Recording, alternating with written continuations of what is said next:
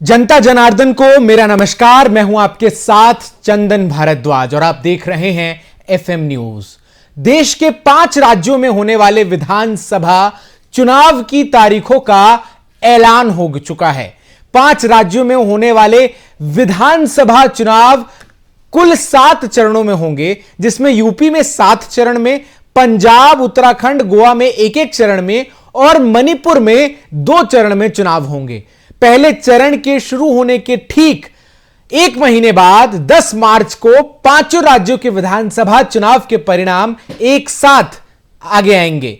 एक तरफ जहां चुनाव के दिनों की उल्टी गिनती शुरू हो गई है, वहीं दूसरी तरफ कोरोना संक्रमण के बढ़ते हुए मामलों ने देश की चिंता बढ़ा रखी है।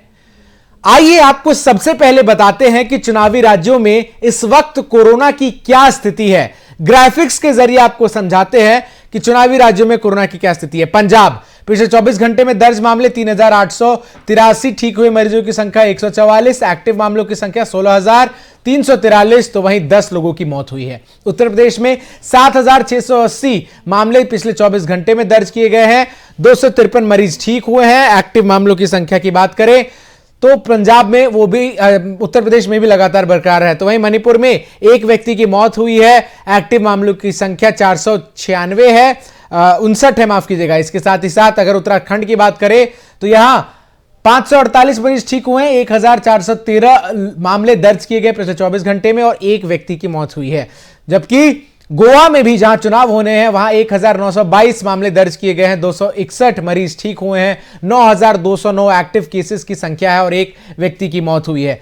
तो तमाम राज्यों में जहां चुनाव होने हैं वहां कोरोना की क्या स्थिति है यह हमने आपको बताई। लेकिन बढ़ते हुए कोरोना संक्रमण के मामले पूरे देश में चिंता का कारण बने हुए हैं।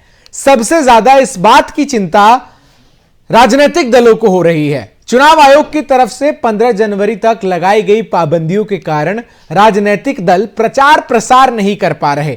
ऐसे में किस तरह की सरगर्मियां हैं चुनावी दलों के खेमे में, आइए आपको दिखाते हैं किस तरीके से तमाम चुनावी दल जो है रणनीति बना रहे हैं। बीजेपी चुनाव कार्य समिति की बैठक चल रही है इस वक्त लखनऊ में, जहां पर मंथन चल रहा है। कांग्रेस में भी बैठकों का दौर लगातार जारी है। चुनाव में किन प्रत्याशियों को उतारा जाए, इसको लेकर लगातार मंथन चल रहा है। सपा भी जल्द ही उम्मीदवारों के नाम का ऐलान कर सकती है। बैठक इसको लेकर लगातार जारी है। डोर टू डोर चुनाव प्रचार की तैयारी में तमाम राजनीतिक दल जो हैं वो नजर आ रहे हैं। वहीं डिजिटल माध्यमों के जरिए जनता तक पहुंचने की भी कवायद जो है वो नजर आ रही है। तो एक तरफ सोशल मीडिया के जरिए रैलियों की संभावना भी जो है अब जताई जा रही है। तो किस तरीके से कोरोना के बीच चुनाव को लेकर तमाम राजनीतिक दलों के बीच सरगर्मियां हैं, यह हमने आपको बताई।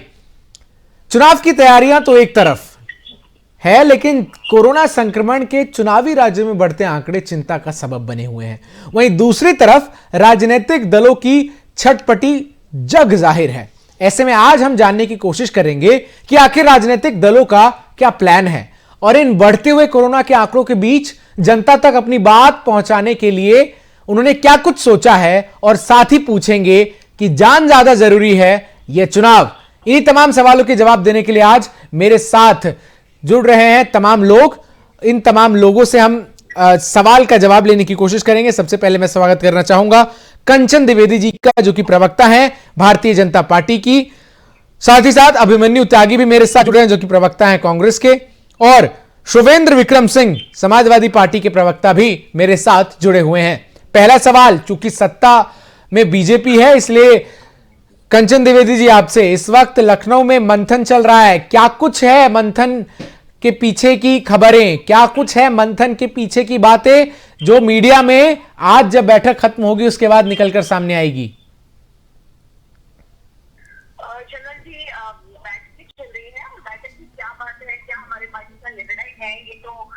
सारी बैठकों से जैसा कि पूरा देश जानता है कि हम लोग के सारे निर्णय चुनाव के बहुत करीब ही मिलते हैं। हम लोगों का मंथन बहुत अंदर से और बहुत शालीनता के साथ में और बहुत सोच समझ के किया जाता है, इसलिए हम लोग बहुत जल्दबाजी नहीं करते हैं। और उन चीजों का मंथन चल रहा है, विचार चल रहा है, उसके विचार में मंथन में क्या क्रीम निकल के आता है वो चुनाव के टाइम तक ही पता चलेगा। सीटें तभी निर्णय होंगी, कहाँ से कौन क्या लड़ रहा है, कैसी चीजें हैं, उस पर जी ठीक है। जीतेंगे। जी जी जी, अभिमन्यु त्यागी जी कांग्रेस से मेरे साथ जुड़ रहे हैं। अभिमन्यु जी, चुनाव की तारीखों का ऐलान हो चुका है, आपके खेमे में क्या हलचलें हैं? दूसरी तरफ एक बड़ा झटका भी आज आप लोगों को लगा है, इमरान मसूद ने आपकी पार्टी को छोड़कर समाजवादी पार्टी का दामन थाम लिया है। देखिए, यहाँ चुनाव होने जा रहा है पश्चिमी उत्तर प्रदेश में पहले फेज में। वहाँ भारतीय जनता पार्टी आज के दौर में सबसे ज्यादा कमजोर है। अच्छा, जहाँ किसान आंदोलन में दुनिया की सबसे तानाशाही सरकार को घुटने पे लाने पे मजबूर किया किसानों ने, तो दूसरी तरफ समाजवादी पार्टी जिसपे दंगे कराने का जो उनके दामन पे दाग भी है, 600 से ज्यादा इन लोगों पर ने दंगे कराए। मेरा सवाल न समाजवादी पार्टी के लिए है न बीजेपी के लिए, आपके खेमे में क्या हलचलें हैं ये मैं जानना चाह रहा हूँ। मैं उसी बात की बता रहा हूँ। हाँ, समाजवादी पार्टी के बारे में बात बता रहा हूं, मैं कांग्रेस पे ही आ रहा हूँ। जो समाजवादी पार्टी है वो इतनी कमजोर है कि राष्ट्रीय लोकदल जिसका कुल 2% वोट शेयर है, मजबूरी में इनको उनके साथ गठबंधन करना पड़ रहा है और 40% इन्होंने उनको सीटें दी है। ठीक है। हमको लग रहा था मोदी जी कुछ आपको जयंत यादव ने बताया कि 40%। एक मिनट, एक मिनट, अभिमन्यु जी, अभिमन्यु जी, अभिमन्यु जी, अभिमन्यु जी, भारतीय जनता पार्टी सत्ता में है लेकिन कैंडिडेट घोषित नहीं कर पाई है अभी। अभिमन्यु जी, पार्टी को मुख्य विपक्ष में कंचन जी बीच में नहीं प्लीज, कंचन जी रिक्वेस्ट है, कंचन जी रिक्वेस्ट है, कंचन जी एक मिनट मैं रोक रहा हूँ। अभिमन्यु जी, आपकी आवाज मुझे फिर बंद करनी पड़ेगी। ठीक है अभिमन्यु जी, आपकी आवाज मुझे बंद करनी पड़ेगी क्योंकि आप बीच में सुन रहे हैं। मेरा सवाल ये है, आपने कहा 40% सीटें समाजवादी पार्टी ने आरएलडी को दी है, जयंत यादव ने आपको ये जानकारी दी?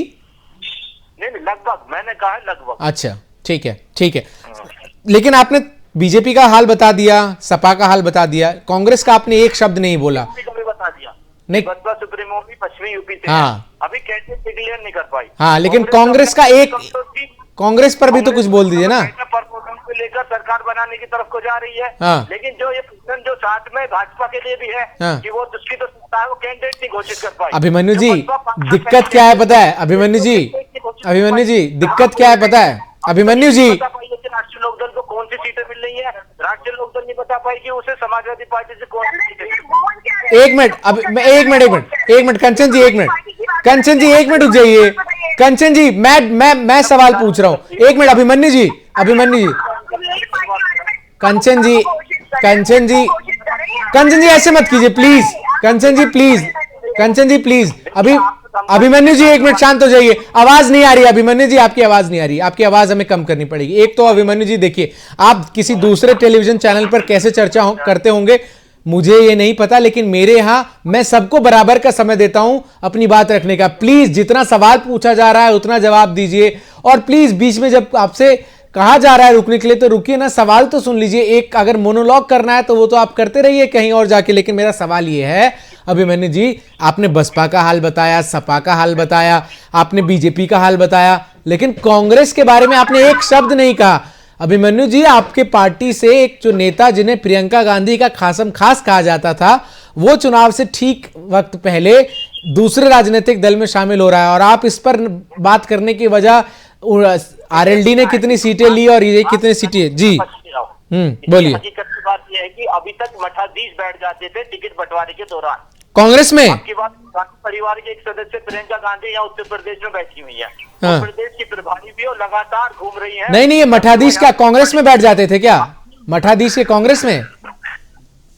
ये कौन? कांग्रेस में ही मठाधीश अब से पहले चुनाव की टिकटें बांटते थे ना, यही कह रहे हैं ना आप? जो चले गए हैं। अच्छा, ठीक है, लोग हैं वो आसपास की 5-10 सीटें ले लेते थे। समझ गया, समझ गया। बार ये काम नहीं चलना, पूरा जिला मांगते थे इमरान मसूद जी। अच्छा, अब वो संभव नहीं है ना प्रियंका गांधी जी के दौर में। सही बात है, ठीक है। पूरा जिला मांगने वाले लोग अरे अपनी सीट पर लड़ते वो, हाँ, तो चुनाव जीत पाते। ठीक है, ठीक है, ऐसे ही जवाब दीजिए, ठीक है, पॉइंटेड। शोवेंद्र विक्रम सिंह जी भी मेरे साथ समाजवादी पार्टी के प्रवक्ता जुड़े हैं। शोवेंद्र जी, समाजवादी पार्टी के खेमे में क्या हलचलें हैं? समाजवादी पार्टी किस तरीके से आगामी विधानसभा चुनाव को लड़ने को लेकर रणनीति बना रही है? दूसरे दलों से लोगों को तो आप अपने दल में शामिल करा ही रहे हैं, लेकिन प्रचार प्रसार की क्या रणनीति है आप लोगों की? देखिए, आपका जवाब दूं उसके पहले जो कांग्रेस के प्रवक्ता ने कहा कि समाजवादी पार्टी ने आरएलडी को 40% वेस्टर्न यूपी में सीट दे दी है।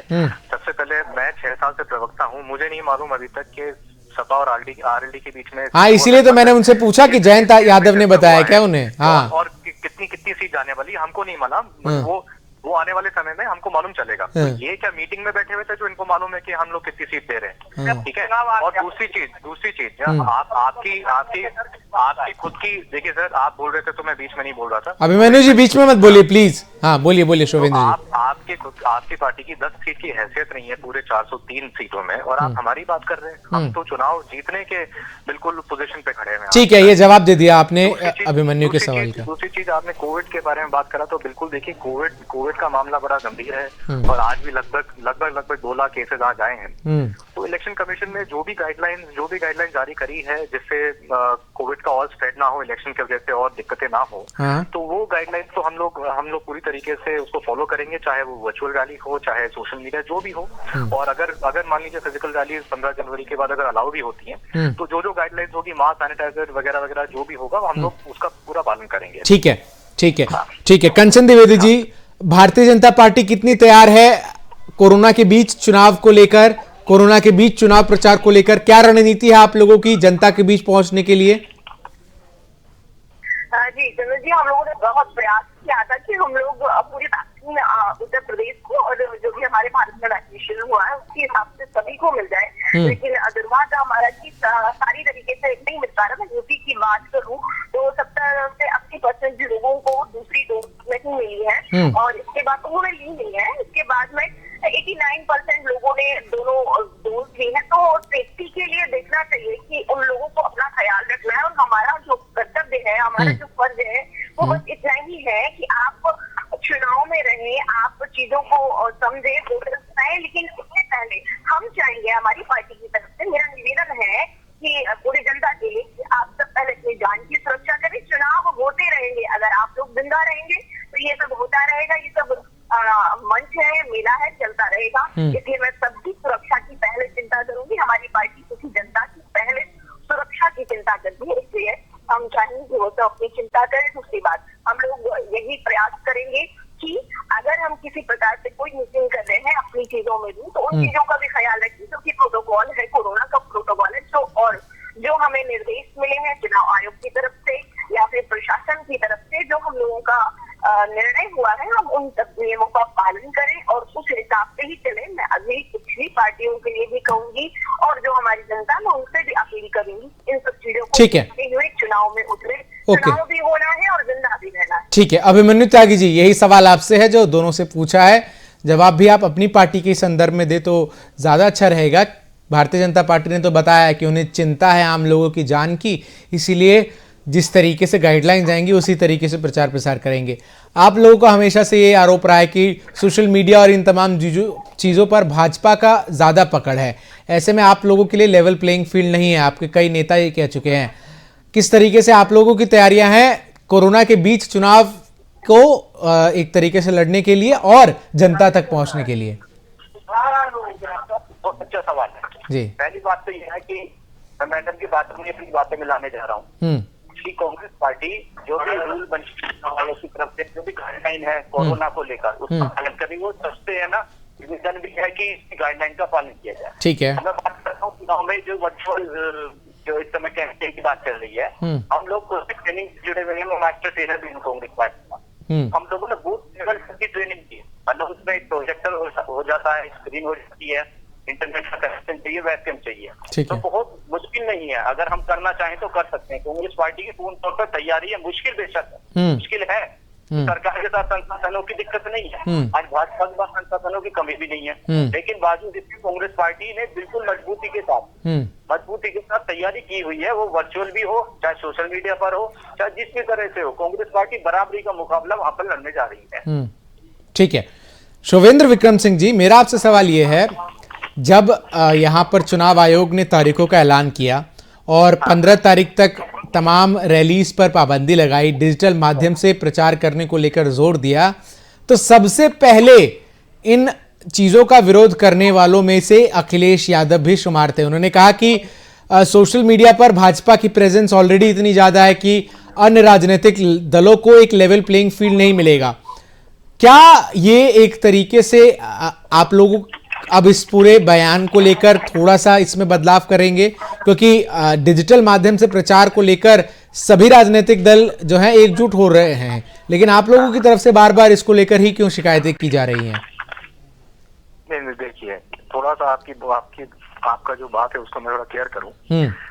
इन्होंने कभी अखिलेश जी ने कभी इस बात का विरोध नहीं करा था। यह आपका स्टेटमेंट थोड़ा सा गलत था। अच्छा। उन्होंने इलेक्शन कमीशन से ये अपील करी है कि देखिए, भाजपा सत्ता में है, इलेक्शन मशीन जो आपकी स्टेट की मशीनरी है उसका दुरुपयोग करती है। अच्छा। आप देख रहे हैं, पिछले 2 महीने से आप देख रहे हैं तो जितनी भी प्रधानमंत्री जी की रैलीज हैं, मुख्यमंत्री जी की रैलीज हैं, उसमें जो प्रधान होते हैं उनको एक रोडवेज की बस दी जाती है और कहा जाता है कि आप अपने गांव से इस बस को भर के आप जो भी सभा स्थल है वहां पहुंचाइए। ओके।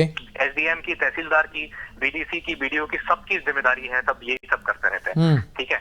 अब तो खैर चलिए, एक चीज है कि आप चुनाव का ऐलान हो गया तो खैर वो प्रेशर नहीं रहा, लेकिन अखिलेश जी ने जो ये कहा था कि क्योंकि सोशल मीडिया में और मतलब अगर आप देखें कि जितने एड्स हैं वो सरकार के चलते रहते हैं, उत्तर प्रदेश सरकार के मतलब चलते रहते हैं, माननीय प्रधानमंत्री जी के चलते रहते हैं, तो सोशल मीडिया पे या मीडिया पे, जैसे आपके चैनल हैं, बड़े बड़े जो चैनल हैं नेशनल मीडिया, उनमें इक्वल स्पेस हर पार्टी को, जैसे मान लीजिए अगर एक दिन में सिर्फ 4 ऐड अलाउ है तो वो 4 ऐड भाजपा को भी अलाउ होने चाहिए, कांग्रेस को, समाजवादी पार्टी को, और जितनी पार्टियां उनको 4 ऐड अलाउ होने चाहिए। मैं एक आपको उदाहरण के तौर पे बता रहा हूं। तो मीडिया पे इक्वल स्पेस हर पार्टी को मिलनी चाहिए, चाहे वो रीजनल पार्टी हो, चाहे नेशनल पार्टी हो, चाहे वो छोटी पार्टी, चाहे बड़ी पार्टी हो। ये उन्होंने कहा था। तो थोड़ा सा आपके स्टेटमेंट को मैं ठीक है, मैं समझ गया आपकी बात। यानी आप लोगों को इस बात से कोई दिक्कत नहीं है ना कि डिजिटल प्रचार जो चुनाव आयोग ने गाइडलाइंस में कहा है। मैंने आपको पहले भी कहा कि कोविड एक तरह से मतलब अभी भी पैंडेमिक के ही मतलब ब्रैकेट में है, और आज एज वी स्पीक आज 2 लाख केसेस आए हैं, तो लोगों की जान तो खैर प्राथमिकता है ही ना। तो इसके संदर्भ में अगर आप बात करें तो जो भी हो सकेगा, इलेक्शन इतनी जरूरी नहीं है, लोगों की जान ज्यादा जरूरी है, हेल्थ ज्यादा जरूरी है। तो ऐसा कोई भी इलेक्शन कमीशन का जो गाइडलाइन, मैं शोवेंद्र जी, एक बात मुझे बड़ी अच्छी लग रही है, शोवेंद्र जी, एक बात बड़ी अच्छी लग रही है मुझे इस चर्चा में कि तमाम राजनीतिक दलों के जो प्रवक्ता मेरे साथ अभी जुड़े हैं वो कह रहे हैं कि इलेक्शन इतना जरूरी नहीं है। अगर यही बयान आप लोगों के आज से ठीक 5 से 6 दिन पहले भी आते, जब चुनाव आयोग ने आप लोगों से मीटिंग कर ये पूछा कि आप लोग चुनाव इस वक्त चाहते हैं नहीं, तो क्या आपको नहीं लगता कि अभी जो कोरोना के आंकड़े बढ़ रहे हैं उसको नियंत्रण करने में आप लोगों की ये महत्वपूर्ण योगदान होता? देखिए, इलेक्शन कमीशन ने जो गाइडलाइंस दी है वो गाइडलाइंस को अगर हम ना पालन करें तो आप बताइएगा। अगर उन गाइडलाइंस को हम ना पालन करें, उसकी वजह से किसी को तकलीफ पहुंचे, मान लीजिए कोई हॉटस्पॉट बन जाए या कहीं एक इलाके में कोविड सर्ज हो जाए, तो उससे आप राजनीतिक दल की बिल्कुल हम तब भी पूछेंगे। बिल्कुल हम गाइडलाइन है। देखिए, जो गाइडलाइन है, इलेक्शन भी जरूरी है, मैं ये नहीं कह रहा हूँ कि इलेक्शन ज्यादा जरूरी है, मैं कह रहा हूँ इलेक्शन डेमोक्रेटिक प्रोसेस में जरूरी है। और मेरे ख्याल से कोई ऐसा इमरजेंसी के अलावा ऐसा कोई एक्ट नहीं है जिससे आप असेंबली के इलेक्शन आप पोस्टपोन कर सके। तो इलेक्शन करना तो इलेक्शन कमीशन की भी मजबूरी है, और जो लेकिन उन्होंने सेफ्टी मेजर, जो सेफ्टी गाइडलाइंस दी है, उनका पालन करना नहीं। बट ठीक है, मैं आपकी बात समझ गया, लेकिन अनफोर्सीन सिचुएशंस और इस तरीके के पैंडेमिक में ऑब्वियसली इलेक्शन कमीशन के पास वो अधिकार है कि वो चाहे तो चुनाव को कुछ दिन आगे बढ़ा सकती है। मैं कंचन द्विवेदी जी आपसे जानना चाहता हूं 2 सवाल मेरे। पहला कि जो तमाम विपक्ष कहता हुआ नजर आ रहा है उन तमाम राज्यों में जहां आपकी सरकारें हैं कि एक लेवल प्लेइंग फील्ड जो है वो नहीं है, खासतौर पर समाजवादी पार्टी का ये कहना है उत्तर प्रदेश में। किस तरीके से आप इसको देखती हैं? और दूसरा कि अभी जो आप तमाम लोग चुनाव प्राथमिकता नहीं जान प्राथमिकता का नारा लगा रहे हैं, अगर यही नारे आप सभी लोग एक साथ एकजुट होकर आज से 5 से 6 दिन पहले लगाते तो शायद चुनाव आयोग चुनाव को थोड़ा आगे बढ़ाने की हिम्मत जुटा पाता।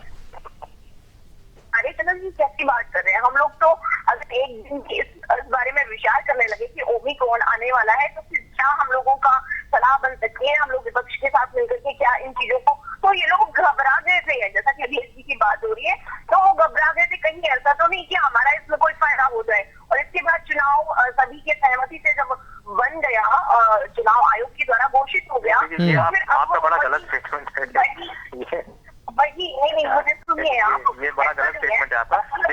देखिए पैंडेमिक में कोई भी पॉलिटिकल पार्टी ऐसी नहीं होगी, खास करके समाजवादी पार्टी, जो इसका गलत फायदा उठाना चाहे। तो ये आपका स्टेटमेंट आप एक साइड में तो आप ये कहती हैं कि जान सबसे ज्यादा प्यारी है, फिर आप ये कहते हैं, तो ये तो आप खुद ही को आप एक तरह से ठीक है, सुन लीजिए। ठीक है हम तो यही कह रहे हैं ना हाँ बोलिए कंचन जी। हम तो बिल्कुल, तो आप ये मत कहिए कि कोविड की वजह से कोई नेगेटिव फायदा उठाएगा, ये आपको नहीं कहना चाहिए। कोविड पैंडेमिक है, आप सत्ता में हैं, आपकी तो सबसे बड़ी जिम्मेदारी बनती है। ठीक है शिवेंद्र जी, जिम्मेदाराना ठीक, शिवेंद्र जी आपने पॉइंट अपना बना लिया, ठीक है ठीक है। अपने टाइम में अपने उसमें बोल सकते हैं, लेकिन मेरी बात हाँ बोलिए बोलिए कंचन जी। विक्रम जी मेहराम ने कोई बड़ी उससे शोवेंद्र जी, जी जी जी। जब वैक्सीन आई तो उन्होंने सबसे पहले, अब आप कहने की बात कर रहे हैं इसलिए मुझे उदाहरण देना पड़ रहा है, तो उन्होंने सारे देश को, खुद को छोड़ो, देश को भी बोल दिया कि बीजेपी की वैक्सीन है, तो कोई लेना और विचार करो, अगर ये वैक्सीन नहीं ली हुई होती तो आज की स्थिति क्या होती। इसकी वजह से हमें कितना कंट्रोल मिल रहा है और कितनी जाने हमारी बच गई। ठीक है, देश से लेकर के WHO से लेकर के स्वास्थ्य मंत्रालय से लेकर सभी लोग हमारी तारीफ कर रहे हैं। तो फिर अगर आपकी कहने की हमारी तारीफ, शोवेंद्र जी, शोवेंद्र जी चर्चा बहुत अच्छी चल रही है, शोवेंद्र जी चर्चा बहुत अच्छी चल रही है, प्लीज प्लीज बीच में मत बोलिए प्लीज, मैं आपके पास आऊंगा, प्लीज प्लीज। अगर आप सत्ता में होते तो फिर तारीफ किसकी होती सर? तो सत्ता में हमें क्या, जैसे अखिलेश जी जाकर के घर पे बैठ गए थे, अब पता नहीं उन्होंने दिक्कत है। ठीक है, ये श्रेय अपना लेना चाहते हैं, यही अखिलेश जी का स्टेटमेंट था कि श्रेय, ठीक है शोवेंद्र जी, शोवेंद्र विक्रम सिंह, शोवेंद्र जी ठीक है, आपका पॉइंट आपने उनको एड्रेस कर दिया, अब रुक जाइए। आपका नाम होता है ना, बाकी वैसे तो वे, चलिए अच्छा, आप कम से कम मानते तो हमारे काम को। कंचन जी, कंचन जी एक मिनट, ठीक है कंचन जी सवाल से भटक गई हैं आप, कंचन जी सवाल से भटक गई हैं आप। किस तरीके से, पहला सवाल का तो जवाब आपने दे दिया इक्वल प्लेइंग फील्ड, दूसरे सवाल का जवाब दे दीजिए ना कि इक्वल प्लेइंग फील्ड है या नहीं। पहला तो चलिए मान लिया कि को आप लोग जनता के हितैषी हैं और आप लोग चुनाव क्यों नहीं चाहते थे कि आगे टले। दूसरे सवाल का जवाब दे दीजिए, बिल्कुल समय भी अब मेरे पास कम है, इसीलिए कि अगर आप लोग किस तरीके से लेवल प्लेइंग फील्ड के जो उदाहरण बार बार विपक्ष की तरफ से दिए जा रहे हैं उसको एड्रेस करते हैं। देखिए चंदन जी, अब विपक्ष का काम है बोलना, विपक्ष को बोलने दीजिए। बाकी हमारी क्या योजना है, हमारी क्या स्थितियां हैं, परिस्थितियां हैं, जो हम लोगों के बीच में आएगा, हम लोगों का निर्णय ठीक है, हम वही कहेंगे। ओके ठीक है, अभिमन्यु त्यागी जी, क्या आपको भी लगता है कि उत्तर प्रदेश में आप लोगों के पास लेवल प्लेइंग फील्ड नहीं है और पंजाब में बीजेपी के पास लेवल प्लेइंग फील्ड नहीं है, आम आदमी पार्टी के पास लेवल प्लेइंग फील्ड नहीं है? देखिए, चुनाव तो वोट डलने से पता लगेगा किसकी सरकार बन रही है, किसकी नहीं बन। कांग्रेस पार्टी की पूर्ण तौर पर तैयारी है, लड़की हो सकती हूँ जो नारा है उसने पूरे प्रदेश में कोहराम मचा दिया है। हलचल आज मची हुई है, आज भगदड़ बच्चे को तैयार, और लगातार डाउनफॉल की तरफ जा रहा है। आज ना तो मोदी लहर है उत्तर प्रदेश में, योगी जी ने जिस तरह से जाति तौर पर इस सरकार में 100 से ज्यादा ब्राह्मणों के एनकाउंटर कराए, वो सबके सामने है। 3 दर्जन से ज्यादा साधु संतों की हत्याएं हुई है, मंदिर की मतलब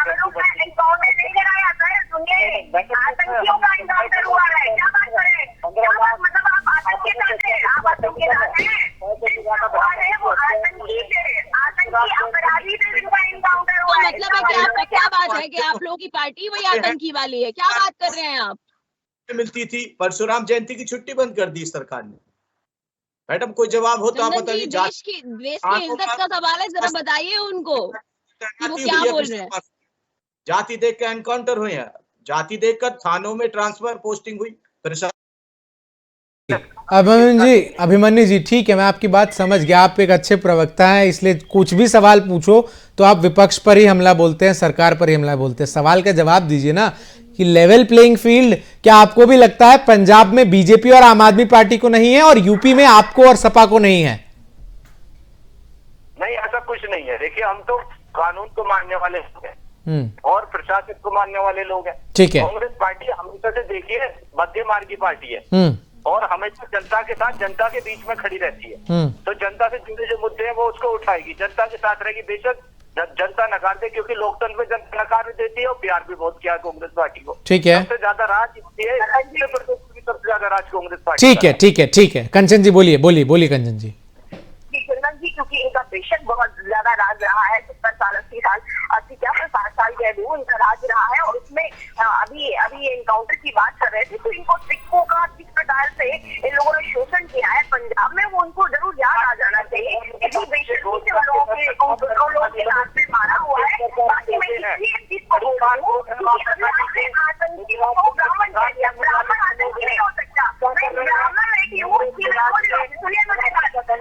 फिर ये मैं ब्राह्मण हूँ, इसलिए ये बात बोल रही हूँ कि कोई भी ब्राह्मण आतंकी नहीं हो सकता, और जो आतंकी है वो ब्राह्मण है, किसी भी जाति का नहीं हो सकता। इसलिए अगर आप ये बोल रहे हैं तो पक्की बात है ये मैं यहाँ पे डिसाइड कर रही हूँ कि आपकी पार्टी में कहीं और ये तो पूरा देश को पता है कि आपकी पार्टी कहाँ से शुरू होती है, कहाँ खत्म हो रही है। तो आप आपकी पार्टी की क्या स्थिति है वो आप भी जानते हैं, कहाँ बैठे हुए हैं। रही मैराथन की बात, तो प्रियंका जी की आप बात कर रहे हैं तो जान लीजिए कि वो मैराथन करके जितना आपको लग रहा है लड़कियां लड़ सकती है, वो पूरा का पूरा लोगों को लग दिया उन्होंने, क्योंकि लास्ट में जो मोदी और मेरे का वादा किया था वो भी नहीं दिया, दूसरा लड़कियां भी गायब रही। तो इससे तो आप समझ लीजिए कि उत्तर प्रदेश की लड़कियों के लिए जितना आपने सोचा होगा वो भी खत्म हो गया। ठीक है कंचन जी, आपने बात रख ली। अभिमन्यु जी थोड़ा रुक जाइए। अभिमन्यु जी, अभिमन्यु त्यागी जी, ठीक है अभिमन्यु त्यागी जी, मेरे पास बिल्कुल अब समय अंत में ही है हम इस कार्यक्रम के, तो एक सवाल मैं आखिरी आप तीनों से लूंगा। इसलिए पहला सवाल जो मेरा शोभेंद्र विक्रम सिंह जी आपसे है वो ये है, कोरोना संक्रमण के बढ़ते मामलों के बीच उत्तर प्रदेश में एक चुनाव और हुए थे 1 साल पहले, पंचायत के चुनाव। किस तरीके से उन चुनावों में तमाम जो शिक्षक पोलिंग बूथ्स पर डिप्लॉयड थे उनकी जाने गई, ये आज भी एक तरीके से नामजद है सरकारी आंकड़ों में। अब मैं आपसे जानना चाहता हूं कि क्या जिस तरह से की स्थिति इस वक्त नजर आ रही है, समाजवादी पार्टी इस बात की पहल करेगी कि 15 के बाद भी जो प्रतिबंध हैं खास करके भीड़ भाड़ इकट्ठा करने को लेकर वो चुनाव आयोग जारी रखे? देखिए, सबसे पहले तो मैं कहना चाहता हूँ कि भाजपा के प्रवक्ता ने जो ये कहा कि बीजेपी की देन है, ये वैक्सीन बीजेपी की देन नहीं है, प्लीज अंडरस्टैंड दैट पॉइंट, ये साइंटिस्ट की देन है। ठीक है, मैं कंचन जी आ रहा हूँ आपके पास, प्लीज बीच में नहीं, कंचन जी बीच में इंटरप्ट मत कीजिए।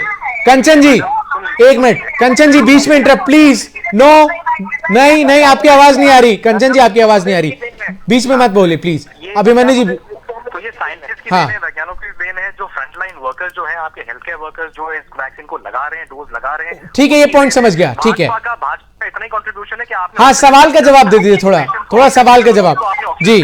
क्या सपा पहल करेगी? ठीक है, क्या सपा पहल करेगी?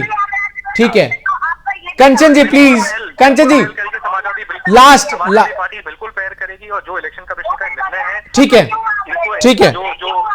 है, समझ गया मैं। ठीक है, कंचन जी सवाल सुन लीजिए, कंचन जी सवाल सुन लीजिए, कंचन द्विवेदी जी, बस चर्चा वाइंड अप कर रहा हूं मैं। कंचन द्विवेदी जी, क्या भारतीय जनता पार्टी भी, जैसे समाजवादी पार्टी कह रही है कि वो भी पहल करेंगे, अगर 15 के बाद भी डेडलाइंस आगे बढ़ती है कि किसी भी तरीके की भीड़ भाड़ इकट्ठा ना करे कोई भी राजनीतिक दल, क्या आप लोग भी इसका स्वागत करेंगे? आप लोग भी आगे से चुनाव आयोग को कहेंगे कि ऐसा ही कीजिए? क्यों नहीं कहेंगे भाई, हम तो चाहेंगे ना हमारी जनता सुरक्षित रहनी चाहिए। चुनाव का क्या है, आज से होंगे कल होंगे। आपको सबसे ज्यादा प्राथमिकता चुनाव को देते हैं, आपको जनता से क्या लेन देना? आपको जनता से क्या लेन देना? आप तो सब आप मैक्सिमम जो है वो तो आप चुनाव को देते हैं, सबसे ज्यादा इंपॉर्टेंट चुनाव को, कैंपेन को देते हैं, और क्या देते हैं? ठीक है अभिमन्यु त्यागी जी, आप भी बता दीजिए, आप मत पीछे रहिए। आप लोग पहल करेंगे कि 15 तारीख के बाद भी तमाम प्रतिबंध जारी रहे?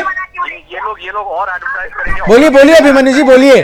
करोड़ों नौकरियां दे दी, दुनिया भर का झूठ ये लोग एडवर्टाइज करेंगे। ठीक है, बस आज के लिए मेरे पास बस समय की इतनी ही पाबंदियां हैं मेरे पास, आज के लिए मेरे पास इतना ही समय है। ठीक है कंचन जी, ठीक है, मेरे पास समय की कमी है। बहुत बहुत शुक्रिया कंचन द्विवेदी जी आपका, अभिमन्यु त्यागी जी आपका, और शोभेंद्र विक्रम सिंह जी आपका, जुड़कर अपने अपने दलीलों को जनता के सामने रखने के लिए। तो निश्चित तौर पर 7 चरणों में विधानसभा चुनाव देश के 5 राज्यों में होने हैं।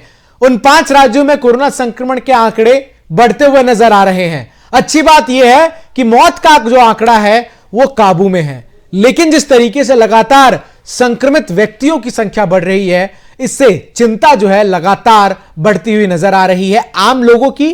वहीं राजनीतिक दलों की चिंता यह है कि 15 तारीख तक तो प्रतिबंध लागू है कि किसी भी तरीके से कोई भी राजनीतिक दल भीड़ भाड़ को इकट्ठा नहीं कर सकता। लेकिन अगर यह प्रतिबंध 15 तारीख के बाद भी आगे बढ़ते हैं तो उस स्थिति में चुनावी दल क्या कुछ करेंगे यह देखना दिलचस्प हो जाएगा। फिलहाल के लिए, आज के लिए मेरे साथ इस चर्चा में बस इतना ही। देश और दुनिया की सभी खबरों के लिए जुड़े रहिए FM न्यूज के साथ।